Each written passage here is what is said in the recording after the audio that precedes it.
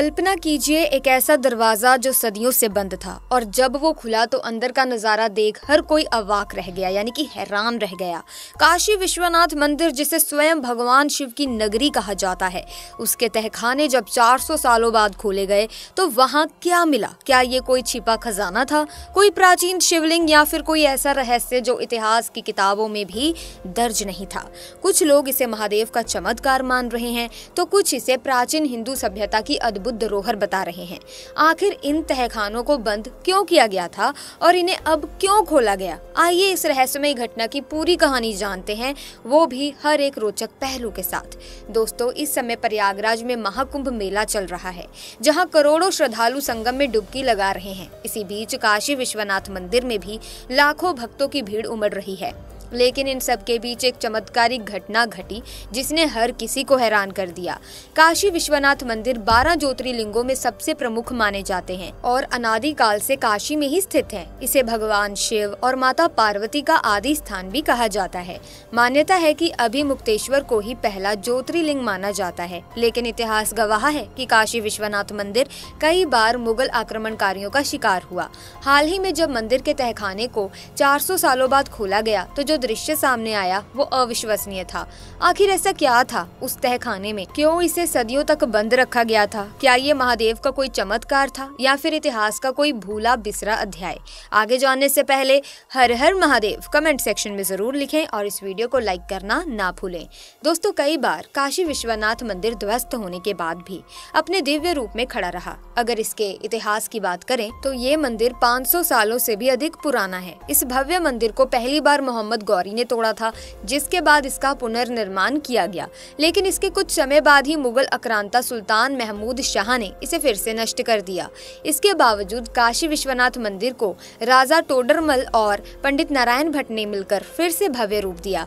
लेकिन इसके बाद इतिहास में वो काला अध्याय जुड़ा जिसने पूरे हिंदू समाज को झकझोर कर रख दिया। औरंगजेब ने काशी विश्वनाथ मंदिर समेत काशी में स्थित लगभग 100 हिंदू मंदिरों को ध्वस्त करने का आदेश दिया। दोस्तों, सिर्फ मंदिरों को ही नहीं बल्कि काशी में रह रहे हजारों लाखों ब्राह्मण परिवारों को भी मुस्लिम बनने के लिए प्रताड़ित किया गया।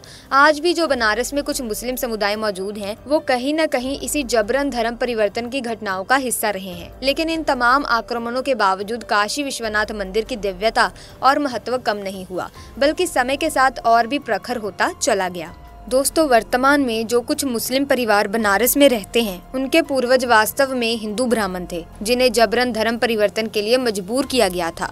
औरंगजेब ने न केवल काशी विश्वनाथ मंदिर बल्कि काशी के सभी प्रमुख मंदिरों को ध्वस्त करने का आदेश दिया था।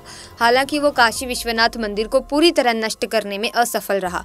जब मंदिर पूरी तरह ध्वस्त नहीं हो पाया तो उसने आधे हिस्से को गिराकर वहाँ ज्ञानवापी मस्जिद का निर्माण करवा दिया। काशी विश्वनाथ मंदिर और ज्ञानवापी मस्जिद के नीचे कई गुप्त तहखाने मौजूद थे, जिनमें से कुछ में मंदिर से संबंधित प्राचीन खजाना भी था। ये खजाना उस समय के हिंदू राजा महाराजाओं द्वारा मुगल आक्रांताओं से बचाने के लिए तहखानों में छिपा दिया गया था। आज भी माना जाता है कि वो खजाना काशी विश्वनाथ मंदिर के तहखानों में सुरक्षित है। हालांकि दुख की बात यह है कि आज भी हिंदुओं को अपनी काशी विश्वनाथ मंदिर को पूर्ण रूप से भव्य रूप देने से रोका जा रहा है। मंदिर के ऐतिहासिक और धार्मिक महत्व को समझने के बावजूद इसे लेकर कई विवाद खड़े किए जाते हैं, लेकिन एक बात तो तय है, चाहे कितनी भी बाधाएं आए, काशी विश्वनाथ की दिव्यता और आस्था कभी भी समाप्त नहीं हो सकती। कहने को तो ज्ञानवापी मस्जिद को लेकर फैसला हमारे हक में आ चुका है, लेकिन वो दिन कब आएगा जब इस मस्जिद को पूरी तरह से हटाकर काशी विश्वनाथ मंदिर को पूर्ण भव्यता प्रदान की जाएगी। काशी नगर को भगवान शिव और माता पार्वती का आदि स्थल माना जाता है, लेकिन साथ ही इसे भगवान विष्णु की पुरी भी कहा जाता है। मान्यता है कि भगवान विष्णु ने यहाँ अपने चिंतन से एक पुष्कर का निर्माण किया था और लगभग 500 वर्षों तक घोर तपस्या की थी। आपको ये जानकर हैरानी होगी कि जैसे पुरी में जगन्नाथ है, वैसे ही काशी में विश्वनाथ है। ये पूरी नगरी भगवान शिव के त्रिशूल की नोक पर बसी हुई है, जिसे हम काशी कहते हैं। कुछ लोग इसे बनारस तो कुछ वाराणसी के नाम से भी जानते हैं।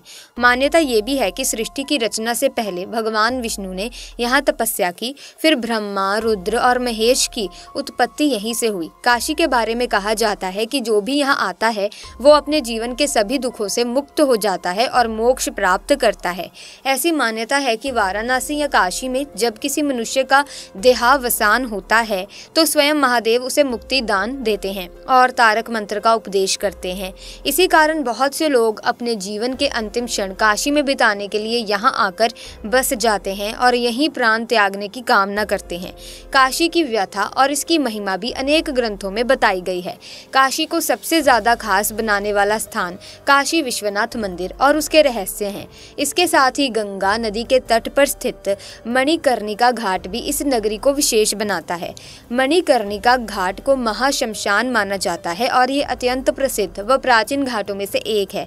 ऐसी मान्यता है कि यदि किसी व्यक्ति का अंतिम संस्कार मणिकर्णिका घाट पर किया जाए तो उसकी आत्मा को मोक्ष की प्राप्ति होती है। इस घाट का नामकरण माता पार्वती से जुड़ी एक पौराणिक कथा के आधार पर हुआ है, जिसके अनुसार यहाँ माता पार्वती का कान का फूल यानी कि मणिकर्ण गिर गया था, जिसे स्वयं महादेव ने खोजा था। इसी कारण इस घाट का नाम मणिकर्णिका घाट पड़ा। इस घाट पर हमेशा चिताएं जलती रहती हैं। यहाँ 24 घंटे चिताओं का ढेर लगा रहता है और कभी भी अग्नि शांत नहीं होती।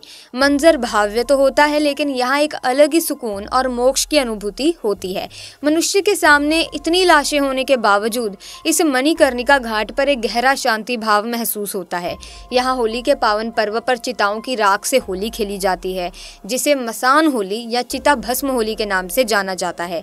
चिताओं की राख से होली खेलने की यह परंपरा आज से नहीं बल्कि कई वर्षों पुरानी है और इसे देवों के देव महादेव को समर्पित माना जाता है। इस मसान की होली को मृत्यु पर विजय का प्रतीक माना गया है और यहाँ अंतिम संस्कार भी किसी उत्सव की तरह संपन्न होता है। इस मणिकर्णिका घाट का पुनर्निर्माण मराठा साम्राज्य की महान शासक अहिल्याबाई होलकर के द्वारा करवाया गया था। काशी आज भी कई सारे रहस्यों को अपने भीतर समेटे हुए हैं, जो इसे दुनिया की सबसे प्राचीन और आध्यात्मिक नगरी बनाते हैं। कई रहस्य आज भी काशी नगरी में दबे हुए हैं, जिनकी खोज के लिए दिल्ली का एक छात्र जिसका नाम सुमंत था, हमेशा से हिंदू मान्यता, हिंदू मंदिरों और इतिहास के बारे में जानकारी रखता था। उसे हमारे इतिहास की चीजें बहुत पसंद थी। सुमंत काशी विश्वनाथ मंदिर के रहस्यों के बारे में खोजबीन कर रहा था और इस विषय पर पढ़ाई कर रहा था। इसी बीच सुमंत को एक खबर मिली कि आज भी काशी विश्वनाथ मंदिर के तहखाने में राजा महाराजाओं और भगवान शिव का खजाना मौजूद है। ये तहखाने मंदिर के लोगों को भी नहीं पता थे और इन तहखानों में हजारों साल पुराना खजाना सुरक्षित रखा गया है। इसके बाद सुमंत महाकुंभ मेले में गया था, जहां उसने कई साधु संतों के दर्शन किए और कई महान दिव्य संतों से बातें की।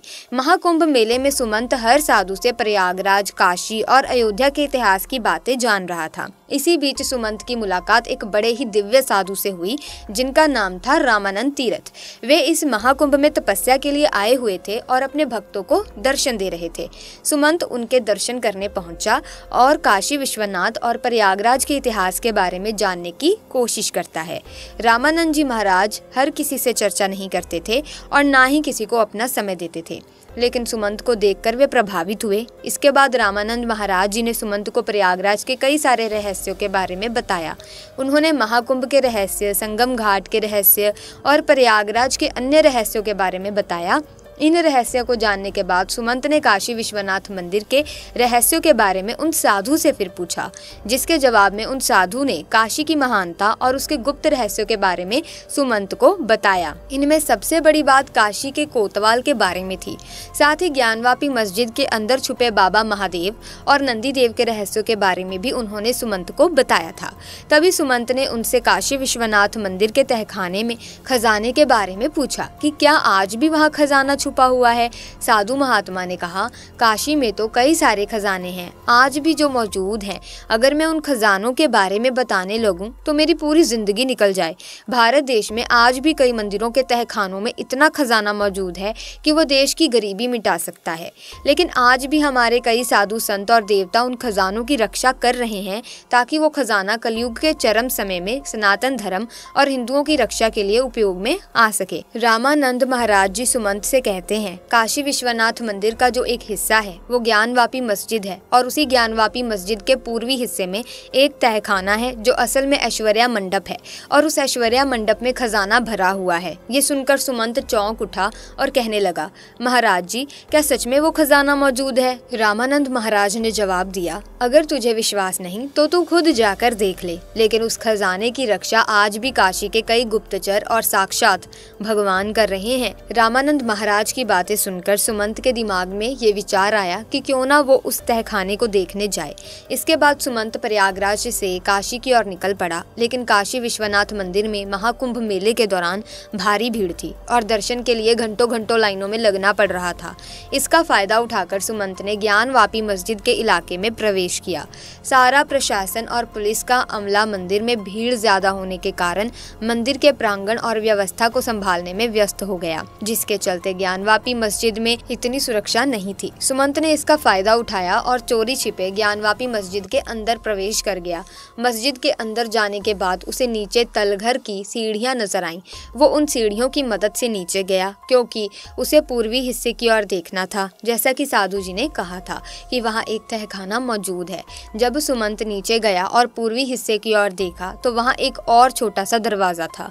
उस दरवाजे को खोला तो उस तलघर में एक और तलघर था जो काफी अंधेरे में डूबा हुआ था। सुमंत ने अपनी टॉर्च की मदद से उस तलघर के अंदर प्रवेश किया और काफी नीचे जाने के बाद उसे वहाँ एक और दरवाजा नजर आया। उस दरवाजे पर एक ताला लगा हुआ था, जिसे देखकर सुमंत समझ चुका था कि इस दरवाजे के पीछे जरूर कुछ छुपा होगा, तभी ये दरवाजा इतने गहरे गुप्त स्थान पर था। सुमंत ने कई कोशिशें की लेकिन ताला नहीं खुला। फिर उसने इधर उधर थोड़ी तलाशी ली और एक चाबी देखी जो दीवार के अंदर जुड़ी हुई थी। उसने पत्थर की मदद से उस चाबी को दीवार से निकाला और उस चाबी से ताले को खोल दिया। जैसे ही वो दरवाज़ा खुला, सुमंत के रोंगटे खड़े हो गए क्योंकि उस तहखाने में कई सोने की मूर्तियाँ रखी हुई थी, जिनमें भगवान गणेश, भगवान विष्णु और कई नाग देवताओं की सोने की मूर्तियाँ शामिल थी। सुमंत ये देखकर चौंक गया था और इतने खजाने को देखकर उसकी आंखें चुंधिया गई। लेकिन उससे पहले ही वहां एक ऐसा चमत्कार हुआ जिसकी उसने कभी कल्पना भी नहीं की थी। उस खजाने के अंदर से एक 7 मुंह वाला सांप बाहर आया, जिसे हम शेषनाग कहते हैं। वो शेषनाग बहुत ही ज्यादा बड़ा था, विशाल था, जिसे देखकर सुमंत बहुत डर गया।